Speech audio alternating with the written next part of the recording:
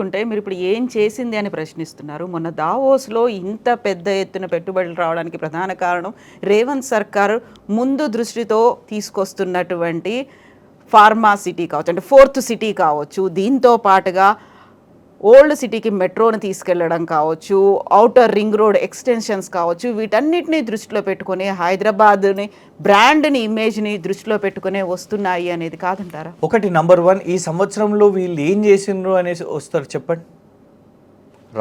Projects రావడం important. Number 1 రావడం డెఫినెట్గా స్వాగతిస్తాం. మంచి కంపెనీలు వస్తే ఖచ్చితంగా స్వాగతిస్తాం.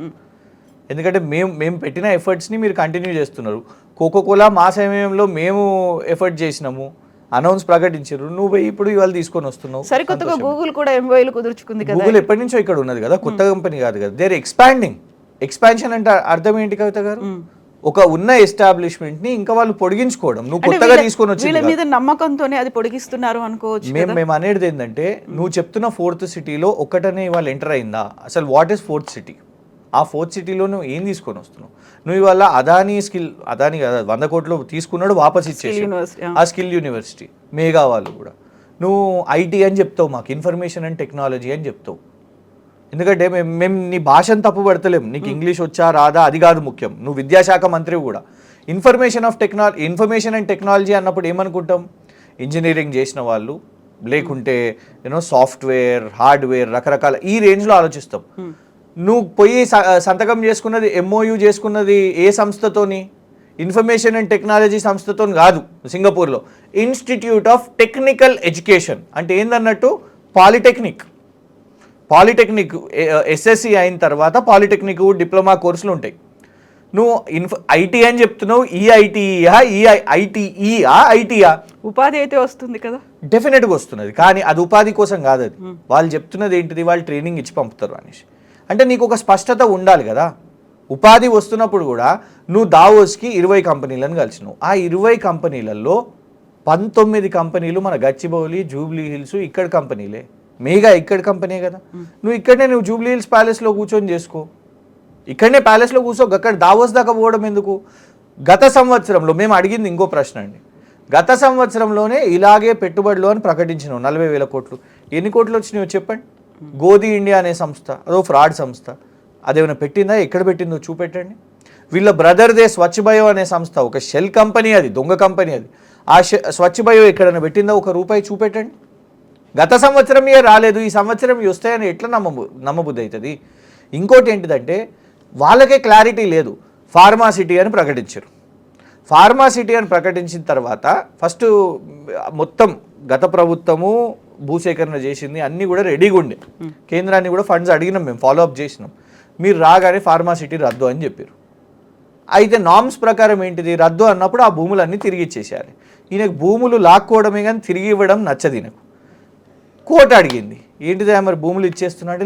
లేదు రిజెక్ట్ చేయలేదు, రద్దు చేయలేదు అని. పచ్చబద్దాలు కదా. కొడంగల్లో ఏం జరిగింది? నీ సొంత నియోజకవర్గంలో రైతులు తిరగబడ్డారు, మేము ఇవ్వము ఫార్మా ఇండస్ట్రీకి, మీ అలూన్ ఫార్మా కంపెనీకి మేము ఇవ్వము అని చెప్పారు. నువ్వేమన్నావు? ఇది ఫార్మా కంపెనీ కోసం కాదు, ఇండస్ట్రీస్ కోసము అని అన్నావు. కానీ గెజెట్లో ఏముందండి? ప్రభుత్వ రాజముద్ర పడ్డ గజెట్లోనే ఫార్మా ఎస్టాబ్లిష్మెంట్స్ అక్కడ తీసుకొని.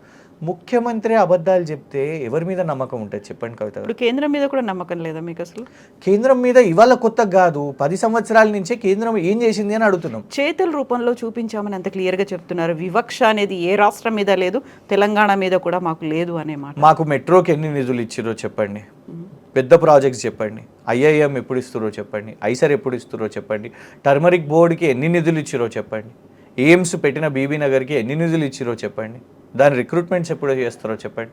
ఓ కేంద్ర విశ్వవిద్యాలయం మనకొద్దా? ఇవాళ ఇన్ని మేము అడుగుతున్నాం. ఇవన్నీ ఎప్పుడు ఎస్టాబ్లిష్ అవుతాయి? 11 సంవత్సరాల తర్వాత కూడా మేము ఏర్పాటు చేసినాము, మేము ఏర్పాటు చేస్తున్నాము, మేము స్టడీ చేస్తాం. అన్నిటికంటే ఇంపార్టెంట్ అండి, మేము సుప్రీంకోర్టులో కేసు వేసినాం, కేసీఆర్ గారి ప్రభుత్వం నీటి వాటా గురించి. మీరే కదా వెనక్కి తీసుకోండి, ఆ కేసు మేము తెలుస్తామని చెప్పారు కదా. మరి ఇవాళ వరకు ఒక రాష్ట్ర ప్రభుత్వానికి ఎంత నీటి వాటా గురించి తేల్చలేని కేంద్ర ప్రభుత్వం ఉన్నట్టా లేనట్టా లెక్కనాయిగా. ఇప్పుడు మీరు లెక్క అన్నారు కాబట్టి నిన్న నిర్మలా సీతారామన్ గారు అనౌన్స్ చేసినటువంటి కొన్నిటి గురించి ప్రధానమంత్రి పట్టణ ఆవాస్ యోజన కింద 2 లక్షల ఇళ్ల నిర్మాణం, స్వచ్ఛ భారత్ మిషన్ కింద 31 లక్షల మరుగుదొడ్ల నిర్మాణం, జల్ జీవన్ మిషన్ కింద 38 లక్షలకు ఇళ్లకు కుళాయి నీటి సౌకర్యం, 82 లక్షల ఆయుష్మాన్ కార్డులు, 199 జన్ ఔషధి కేంద్రాలు, 1.2 lakhs జన్ధన్ ఖాతాలు, 75 లక్షల పైగా ముద్రా ఖాతాలు, విభజన చట్టం ప్రకారం 9 వెనకబడిన జిల్లాలకు 6 ఏళ్లలో 2,700 కోట్లు అందించారు. ఇవన్నీతో పాటుగా 2,605 కిలోమీటర్ల జాతీయ రహదారుల నిర్మాణం అండ్ భారత్మాల ప్రాజెక్ట్ కింద 4 గ్రీన్ ఫీల్డ్ కారిడార్లు, రైల్వే ప్రాజెక్టులకు రికార్డు స్థాయిలో 5,337 కోట్ల బడ్జెట్. ఇవన్నిటితో పాటుగా 2014 నుంచి రాష్ట్రంలో 753 కిలోమీటర్ల కొత్త ట్రాక్, 5 వందే భారత్ రైళ్లు, 40 రైల్వే స్టేషన్లను ఆధునీకరిస్తున్నాం. ఇప్పుడు మీరు చెప్పిన లిస్ట్ అంతా గత ప్రభుత్వాలు చేయలేదా? రోడ్లు వేయలేదా? నెహ్రూ గారి టైం నుంచి రోడ్లు పడుతున్నాయి కదా, వాజ్పేయి గారి టైం నుంచి రోడ్లు పడుతున్నాయి కదా, ఎయిర్పోర్ట్లు కూడా కొత్తగా వీళ్ళ ప్రభుత్వం వచ్చినాకనే చేసిందా? రైల్వే నెట్వర్క్ కూడా కొత్తగా వీళ్ళ టైం నుంచి వచ్చినప్పుడే చేసిందా? మన దగ్గర అయితే నిజాం ఉన్నప్పటి నుంచే రైల్వే నెట్వర్క్ ఉంది కదండి. మీరు చెప్పిన దాంట్లో ప్రత్యేకంగా నాకు నా చెవులకు బుల్లెట్ ట్రైన్ వినబడలే, నాకు గిఫ్ట్ సిటీ వినబడలే, నాకు ఇరిగేషన్ ప్రాజెక్ట్కి నిధులు వినబడలే, నాకు ఐఐఎం వినబడలే, నాకు ఐసర్ వినబడలే, నాకు డిఫెన్స్ కారిడార్ వినబడలే, నాకు ఫార్మాసిటీ ఫండ్స్ వినబడలే. మీరు చెప్పిన లిస్ట్ లో ఇవే వినాలి నేను అనుకుంటున్నారు, వాళ్ళు చెప్తున్నాం ఇన్ని అభివృద్ధి చేశామని. అదెందుకు కవిత గారు? ఎందుకు చెప్తాను, ఇది ఒక కేంద్ర ప్రభుత్వం చేసే బాధ్యత. కేంద్ర ప్రభుత్వం గ్యాస్ సిలిండర్ ఇవ్వడము అది ఒక రాష్ట్రానికి గొప్పగా చేసినట్టు చెప్పుకుంటారా వాళ్ళు? వాళ్ళు ఖాతాలు, మేము ముద్రా ఖాతాలు వేసినాం, ఖాతాల్లో పైసలు ఎత్తే చెప్పిన ఆయన, నువ్వు ముద్రా ఖాతాలు ఇచ్చినావు అని ఖాతాలు లెక్క చెప్పుడు ఏంది? నువ్వు చెప్పింది 15 లాక్ ఇస్తా అన్నావు కదా, నల్లధనం తీసుకొని వస్తా. 15 లాక్ నేను చెప్పలే అని ఇప్పుడు కొత్తగా చెప్తారు. నల్లధనం తీసుకొని వస్తా, తీసుకొని వచ్చిన దాంతో నేను గిఫ్ట్ ఇస్తా, ఒక్కొక్కళ్ళకి ఇక్కడ ట్యాక్స్ కడుతున్న వాళ్ళకి గిఫ్ట్ వస్తుంది అని చెప్పారు. నల్లధనం ఎంత వచ్చింది? ఏం లాభం జరిగింది? నువ్వు ఎన్ని అకౌంట్లు మొదలు పెట్టినావు కాదు. మోదీ గారి ప్రభుత్వాన్ని అడుగుతున్నది ఏంటంటే ఆ ఖాతాల్లో నీ కేంద్రం నుంచి ఏమొచ్చింది, ఏం లాభం జరిగింది, ఏమేసినావు నువ్వు? ఇల్లు తెలంగాణ రాష్ట్రం ఒక్క దాంట్లో నువ్వు ఇల్లు నిర్మాణం చేస్తున్నావా?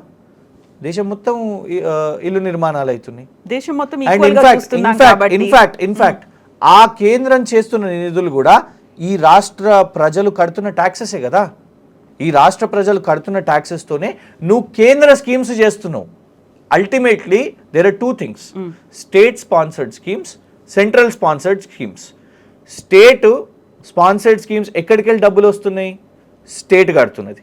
సెంట్రల్ స్పాన్సర్డ్ స్కీమ్స్ ఎవరు కడుతున్నారు? సేమ్ రాష్ట్ర డబ్బులే మళ్ళీ సెంట్రల్ స్పాన్సర్డ్ స్కీమ్స్ ద్వారా నువ్వు మాకు అనౌన్స్ చేస్తున్నావు. కానీ ఈ స్టేట్కి స్పెసిఫిక్గా స్టీల్ ప్లాంట్ ఏమైంది, రైల్ కోచ్ ఫ్యాక్టరీ ఏమైంది మీకు అంటే వినడానికి నాకు తెలుసు మీకు బోరు కొట్టేసింది. 10 సంవత్సరాల్లో వింటూనే ఉన్నాం, కానీ వాళ్ళు చేస్తలేరు కదండి. నేను అందుకే అంటున్నా, ఇతర రాష్ట్రాల్లో ఉన్న స్పెసిఫిక్స్ ఈ తెలంగాణలో ఎందుకు లేవు? వాళ్ళు ఎందుకు ఆ స్పెసిఫిక్ ఫండ్స్ చేయరు? ఎంతసేపు మాకు ఇదే విన్నాం. మేము మీకు బియ్యం ఇచ్చినాము, మేము మీకు రైతుల ధాన్యాన్ని కూడా లెక్కేస్తారు వాళ్ళు. మన రైతే పండించిన ధాన్యాన్ని ఫుడ్ కార్పొరేషన్ ఆఫ్ ఇండియా కొనుగోలు చేసి, food corporation of India Modi గారు వచ్చినప్పటి నుంచే పుట్టిందా? ఎప్పటి నుంచో ఉంది.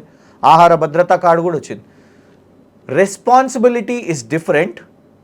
ఒక స్టేట్కి మీరు ఏం చేసిండ్రు, what have you delivered is different. Government of India responsibility వేరే, కానీ స్పెసిఫిక్గా మీరు ఏం చేసిండ్రు అన్నప్పుడు, ఇప్పుడు తెలంగాణ ప్రభుత్వం, కేసీఆర్ గారి ప్రభుత్వం స్పెసిఫిక్ ఏం చేసింది అనేది, మేము ఎక్కడ కూడా మేము గ్యాస్ సిలిండర్లు ఇచ్చినాము, కేసీఆర్ గారు ధాన్యం ఇచ్చిండ్రు, కేసీఆర్ గారు నీళ్ళు తాగిపించారు, నో, మేము ఇవి చెప్తలేం. మేము స్పెసిఫిక్స్ చెప్పినప్పుడు మేము ఏమి ఇన్ఫ్రాస్ట్రక్చర్ బిల్డ్ చేసినాం, ఈ రాష్ట్ర పొటెన్షియల్ని ఎంత పెంచినాం, ఎంత మార్కెట్ క్రియేట్ చేసినాం, దీని అసెట్ మానిటైజేషన్ ఎంత, దీని అసెట్ వాల్యూ ఎంత, దీని అసెట్ విలువ ఎంత. అది కితాబు నరేంద్ర మోదీ గారు ఇస్తే it is political, Revanth Reddy ఇస్తే పొలిటికల్, ప్రజలు పాపం లేకుంటే అడెవడో యూట్యూబ్లో తిన్మార్ మల్లన్న అనేటోడు ఇస్తే పొలిటికల్, ఓట్ల కోసం అవుతుంది కావచ్చు. కానీ కేసీఆర్ ప్రభుత్వానికి సర్టిఫికేట్ ఇచ్చింది రిజర్వ్ బ్యాంక్ ఆఫ్ ఇండియా కదా. He has built an asset, Telangana అసెట్గా చేసిండు. మేము ఇవాళ మిమ్మల్ని అడిగేది ఏంటంటే మీరేం అసెట్ బిల్డ్ చేస్తున్నారు? మేము పెట్టిన రూపాయి అంతా కూడా ఎవరు వెళ్ళినా ఒక మల్కాజ్గిరికి పోయి ఆర్యూబీ కనబడ్డా, నేను చిన్న చిన్న నియోజకవర్గాలు చెప్తున్నా, ఒక బాల్నగర్ దగ్గరకు పోయి ఫ్లైఓవర్ కనబడ్డా, ఒక ముషిరాబాద్ దగ్గర ఫ్లైఓవర్ కనబడ్డా. ఎందుకంటే మనం 2014 కంటే ఉద్యమాలు చూసినప్పుడు మన హైదరాబాద్లోనే ఒకటి ఏమని ఉంటుండే, హైదరాబాద్ అంటే బంజారాయిల్సేనా, హైదరాబాద్ అంటే గచ్చిబౌలి ఇవేనా? కాదు. ఇవాళ అదే ఫ్లైఓవర్స్ ఒక ఆర్టీసీ క్రాస్ రోడ్ జంక్షన్ దగ్గర వచ్చింది, ఒక బాల్నగర్ ఫ్లైఓవర్ దగ్గర వచ్చింది, ఒక ఆరాంగర్ ఆ జూ పార్క్ దగ్గర వచ్చింది. ఇవన్నీ నిర్మాణాలు చేసింది మేము. ఈ సంవత్సరంలో, ఈ ఒక్క సంవత్సరంలో తెలంగాణ మొత్తాన్ని పక్కన పెడదాం, ఒట్టి హైదరాబాద్కి రేవంత్ ప్రభుత్వం ఏం చేసింది?